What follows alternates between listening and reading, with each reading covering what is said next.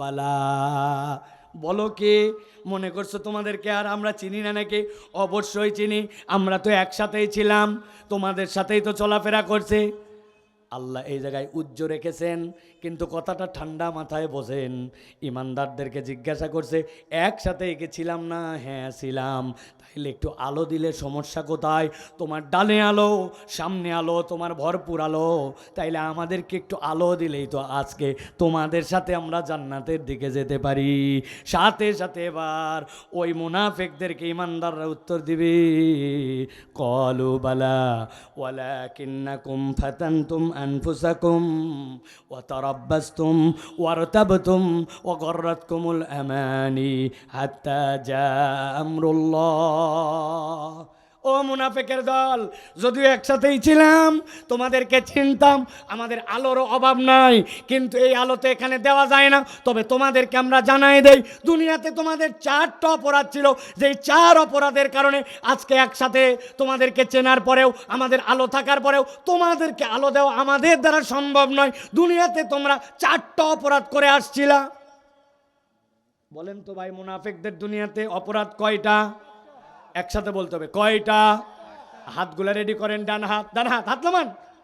মুনাফিকদের অপরাধ দুনিয়াতে কয়টা? সব হাত ওঠে নাই, একসাথে তুলতে হবে, হাত নামান আরেকবার। মুনাফিকদের অপরাধ দুনিয়াতে কয়টা? মাশাআল্লাহ, এই 4টা অপরাধ এবার ইমানদাররা তাদেরকে বলে দিবে। আমি 2টা প্রশ্ন আপনাদের কাছে জিজ্ঞাসা করে এই 4টা প্রশ্নের মধ্যে ঢুকবো। ভাই, কিয়ামতের ময়দান কি হয়ে গেছে? ভাই একটু বলে, হয়ে গেছে? বিচার ফাইসালা করে ইমানদার কারা আর মুনাফিক কারা আলাদা করা হয়ে গেছে না? তাহলে কিয়ামতও হয় নাই, ইমানদার আর মুনাফিকও আলাদা হয় নাই। আল্লাহ বলছেন, একটা বান্দা যেন ধরা না খায়, এই জন্য আমি আমার বান্দাদেরকে অগ্রিম জানাই দিচ্ছি, এই 4টা জিনিস শুনবে, এটার থেকে নিজের অপরাধ হল থাকলে দূরে সরে যাবে, আমি আল্লাহ তার জন্য আলোর ব্যবস্থা করে দেবো। সুবহানাল্লাহ বলেন। এখন সবার তো আমরা নামাজ সোয়া 4টে পড়বো, হ্যাঁ, আর হলো আমরা একটু ব্যাগ দেবো, তারপরে এখানে জামাতে এখানে হবে, একটু জি জি, আমরা ইনশাআল্লাহ এখানে নামাজ পড়বো জামাতের সাথে ইনশাআল্লাহ। ঠিক আছে ভাই, আর অল্প সময়ের মধ্যে আলোচনা শেষ হবে ইনশাআল্লাহ। খুবই গুরুত্বপূর্ণ প্রসঙ্গ যেটা আমরা শুনতেছি ইনশাআল্লাহ, আপনারা দিল লাগায়া এই ভর দুপুরে কথা শুনছেন, আলহামদুলিল্লাহ বলেন। আর আমাদের আয়োজক যারা আছেন, আপনারা তো জানেন এখানে আপনাদের কন্ট্রিবিউশনে, আপনাদের সকলের সহযোগিতায় এই চমৎকার আয়োজনটা হয়ে থাকে। আপনারা সাড়া দেন বলেই এটা সম্ভব হয়। এই আয়োজনে খরচ আছে না ভাই? সবাই জানে, কে জানে না? আপনার বাড়িতে আত্মীয় স্বজন আসছে, 5-7 হাজার টাকার বাজার পর্যন্ত করছেন, মেহমানদারি করছেন, একটা উৎসবের মতো হয়ে গেছে এলাকায়, ঠিক কি না? এমন কোনো বাড়ি নাই উন্নত খাবার আজকে হয় নাই। তো সব আমি করলাম, আর যে বর, যার জন্য আয়োজন, ওই বর তো পুরো আয়োজনটাই বর, তো তার জন্য আমার যদি অংশগ্রহণ না থাকে, আমি যদি কঞ্জুস হয়ে যাই, তাহলে এটা মানায় না। আমার যুবক ছেলেরা এখন ভিতরে ঢুকে যাবে আপনাদের কাছে, একটু আমরা 30 সেকেন্ড থেকে 1 মিনিটের মধ্যে এই কাজ সমাধান করে ফেলবো। চুপচাপ পকেটে হাত দেন, হাত দিয়ে আপনারা বের করে রেডি করে রাখবেন, ওরা খালি যাবে আর আপনারা নেবেন। আর আওয়াজ দিয়ে একবার বলতে হবে, আলো হারানোর কারণ কয়টা? হয় নাই, হাত তুলে বলতে হবে। টাকাটা নেন, টাকাটা নেন, পকেটে টাকা বের করেন, আর সাথে হাত তুলে একসাথে বলতে হবে। টাকা বের করেন সকলে, সকলে। হ্যাঁ, যাবে যাবে, বসেন হাজি সাহেব বসেন। ছেলেরা জানে তো এই ম্যানেজমেন্টের জন্য বলতে হয় না, কয় লোক এই জায়গায়। হ্যাঁ, সকলে একটু হাতে হাতে হাতে টাকা বের করে ফেলেন বাবারা, কেউ মাহরুম করবেন না। 10, 20, 100, 50, 100, 1000 টাকার নোট যেন খবরদার কেউ দিবেন না, দয়া করে ভাই, কেউ দিবেন না 1000 নোট। এত বড় নোট দেওয়ার দরকার নাই, কিন্তু 200, 400, 500 দেন অন্তত। 1000 বলে ঘাবড়াই যাবেন আপনি একবারে, কিন্তু 100, 200 টাকা দিয়েন, 10, 20 টাকা দিয়ে ফাঁকি মেরেন না দয়া করে। সকলে একটু শরীক হন। আল্লাহ রাব্বুল আমিন আমাদের দানগুলা কবুল করে নেক। আল্লাহ আমাদের যে যে মনের উদ্দেশ্যে দান করতেছে উত্তম জাযা খায়ের দান করে দেখ, সকলকে বাড়িয়ে দেওয়ার তৌফিক দান করুক। মা বোনদের কাছে যান, ছোট বাচ্চাদেরকে পাঠিয়ে দেন, মা বোনেরা আমাদের তো বহুত গুণে বেশি আসে, আলহামদুলিল্লাহ, তারাও শরীক হবে ইনশাল্লাহ। তাদেরকেও দেওয়ার চেষ্টা করেন, তাদের কাছে যান, যান তাড়াতাড়ি যান, তাড়াতাড়ি সবার সামনে যাবেন ইনশাআল্লাহ। আমরা এখানে আসরের জামাত করব ইনশাআল্লাহ, আমি নামাজ পড়ে ইনশাআল্লাহ আপনাদের সাথে যাওয়ার চেষ্টা করব ইনশাআল্লাহ। তাহলে প্রিয় ভাইয়েরা, আলোচনা কিন্তু শেষ হয়ে যায় নাই ভাই, যাদের জানা আছে চলে যান। আমাদের অনেক আলেম ওলামারা আসছেন, মাদ্রাসা ছাত্র আবার অ্যাক্টিভ, আমি দেখলাম এখানকার বেয়াদবিটা দেখলাম আমি তাকায়, আলহামদুলিল্লাহ। ওস্তাদরা মাদ্রাসা ছাত্র নিয়ে চলে গেছেন। আমি খবর নেব ইনশাল্লাহ আশপাশে কোন মাদ্রাসা থেকে তারা আসছিলেন, যে এই আদব আপনাদেরকে কে শিখাইছে, যে আপনারা মাদ্রাসার ওস্তাদ আপনার ছাত্রকে নিয়ে আপনি উঠে চলে যান, এই আদবটা কোন মাদ্রাসার এটা আমি দেখবো ইনশাল্লাহ। প্রিয় ভাইরা, তাহলে আমরা 4টা বিষয় আবার একটুখানি আমরা সামারি করি। ভাই, লোক ডাজেন্ট ম্যাটার, লোক নিয়ে চিন্তা করেন না। কোরআন শোনার জন্য একজন থাকলেও যথেষ্ট, একজন।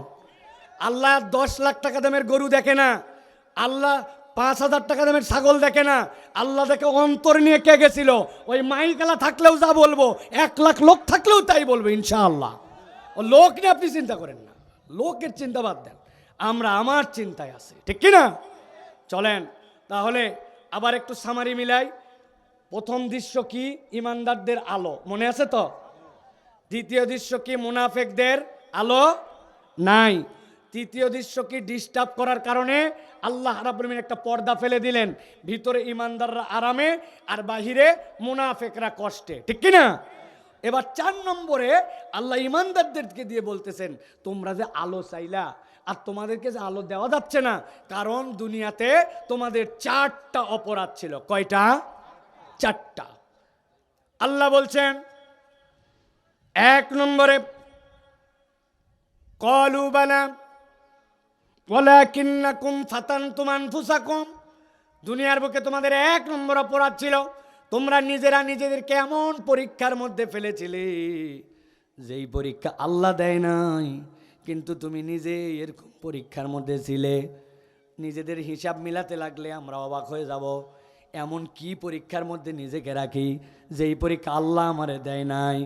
এরকম পরীক্ষা অনেকগুলো আছে যেইগুলো আমরা বুঝি না যে আমি পরীক্ষার মধ্যে চলাফেরা করছি। আমি যেই বন্ধুর সাথে ঘুরি, যার সাথে আমার চলাফেরা, যার সাথে আমার ওঠা বসা যায়, দেখেন আপনি হয়তো মিথ্যা কথা আগে বলতেন না, কিন্তু ওই বন্ধুর খপ্পরে পড়ে সালবাজ হয়ে গেছে, মিথ্যুক হয়ে গেছে। এমন বন্ধুর খপ্পরে পড়ছে, নিজে বিড়ি সিগারেট খাইতো না, কিন্তু ওই বন্ধুর সাথে থাকতে থাকতে বিড়ি করতে থেকে আস্তে আস্তে গাঁজাখোর হয়েছে, আছে কিনা? ওই বন্ধু বেনামাজি ছিল আর এই নামাজি ছিল, একসাথে ঘুরতে ঘুরতে ঘুরতে ঘুরতে নামাজি বন্ধুর খপ্পরে পড়ে বেনামাজি বন্ধুর খপ্পরে পড়ে ওই বন্ধুটাও বেনামাজি হয়ে গেছে। এলাকায় এরকম নজির আছে কিনা? এই জন্য আল্লাহ বলছেন, বান্দা তুমি এমন পরীক্ষায় নিজেকে ফেলো না যেই পরীক্ষা আল্লাহ তোমাকে দেয় নাই। তুমি কেন এই কাজ করো যেই কাজটা আল্লাহ তোমাকে করতে বাধ্য করে নাই? আপনি নিজের দোকান, হালাল মাল, হালাল কামাই, কিন্তু এমনভাবে ব্যবসা করেন, এমনভাবে কৌশল করেন, এমনভাবে প্রতারণা নিজের উপরে ফেলছেন, আপনি বোঝেনই নাই, আপনি পরীক্ষার মধ্যে পড়ে গেছেন। গ্রামের দিকে অনেক কৃষক আছে, হাসরের ময়দানে আটকায় যাবে, নামাজ পড়ে, রোজা করে, সুযোগ পাইলে সে হজও করে ফেলবে, কিন্তু জমির আল কাটার সময় তার দিল আর মানে না। 4 আঙ্গুল 6 আঙ্গুল করে ঠেলে ঠেলে নিজের জমির আল বাড়ায়। এরকম কৃষক আমাদের এলাকায় আছে না নাই? গরুটা নিয়ে যাচ্ছে, যাওয়ার সময় ইচ্ছা করে বাঁধন ঢিল দিয়ে নিয়ে যায়, মনে করে মানুষ বোধহয় ওই গরু দৌড়াই দৌড়াই এদিক ওদিক খায়, কিন্তু ওই এ মাথার থেকে ও মাথা যেতে যেতে এখানে ওখানে মুখ লাগায়া গরুর পেট তোলার জন্য কৌশলে সে তার অপর ভাইয়ের হক নষ্ট করে। এরকম অনেক মুসলমান আছে। আল্লাহ বলছেন, এই পরীক্ষা তো আমি আল্লাহ দেই নাই। তুমি ইসলামের পথে থাকার পরেও, আল্লাহকে পছন্দ করার পরেও, নামাজ রোজা করার পরেও তুমি নিজেকে নিজে এরকম পরীক্ষায় ফেলো, ঠিক কি না? তাহলে তোমার বেনামাজি বন্ধু তোমাকে বেনামাজি বানাইছে, তুমি বুঝো নাই যেটা তোমার জীবনে কত বড় পরীক্ষা হয়ে গেছে। আল্লাহ বলছেন, কি ক্ষতি? কিয়ামতের দিনে যাওয়ার পরে আলো খুঁজে পাবা না। কয় আমি বিড়ি খাই না, ওই খাই। তুমি বিড়ি খাও না, কিন্তু কয়দিন পর তুমি গাঁজাখোর হবা। এরকম প্রমাণ প্রচুর বাংলাদেশে আছে। মাদকাসক্ত হয়েছে সঙ্গ দোষে, ঠিক না? এটা হচ্ছে একটা ভাইরাস আমাদের কাছে।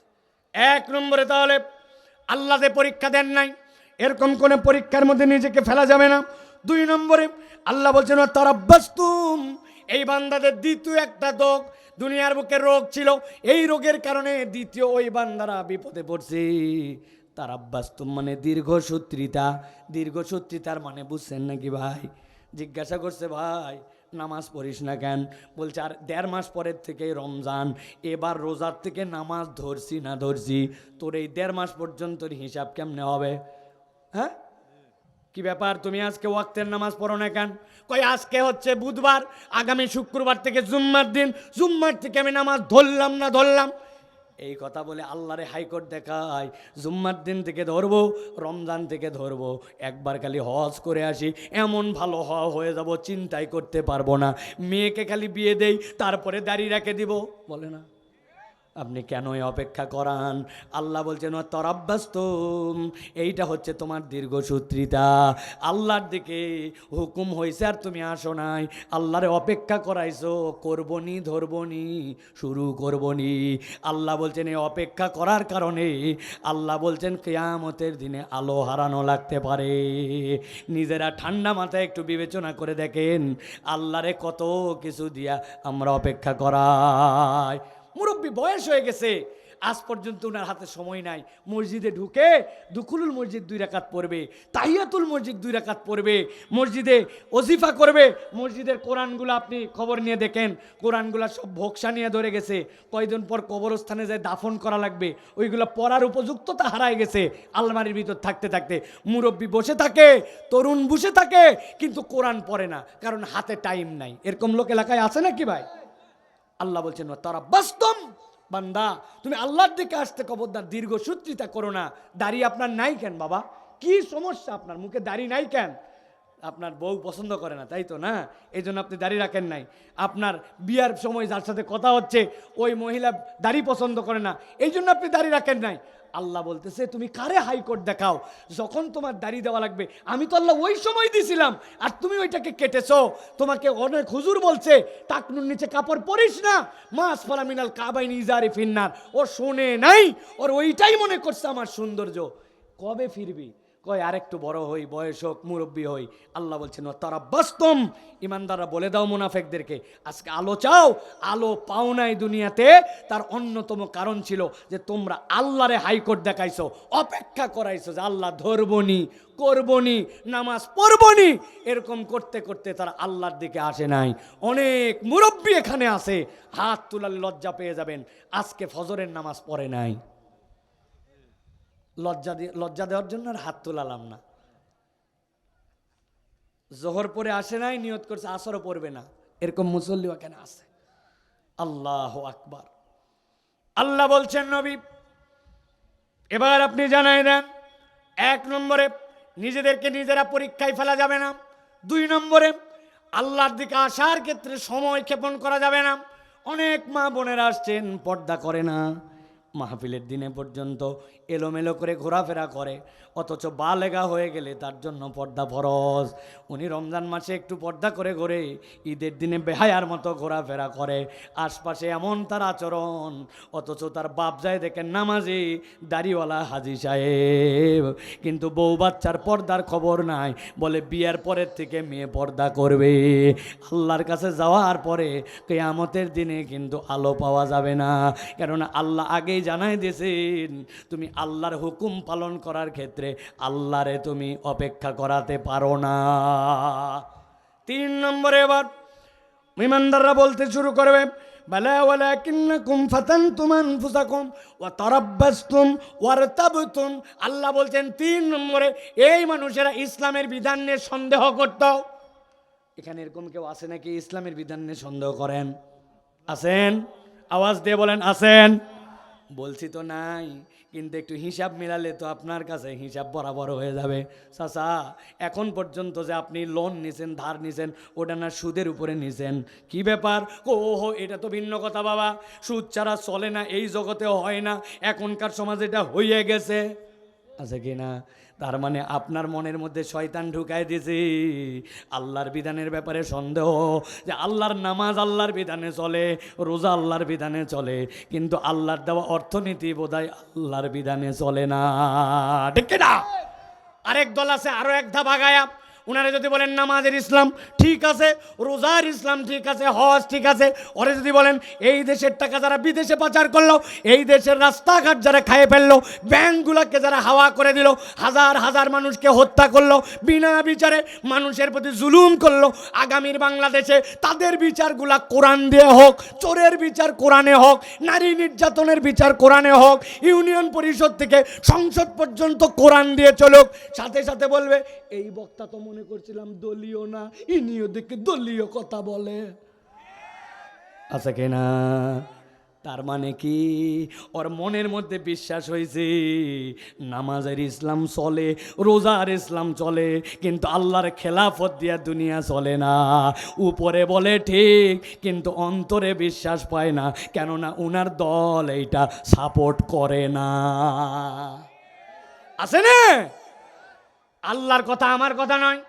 আল্লাহ বলছেন ওয়ার তাবুতম, তুই তো তোর অন্তরের থেকে এইটা বিশ্বাস করিস না, সন্দেহ করিস, আচরণ তোর দুই ধরনের, ঠিক না?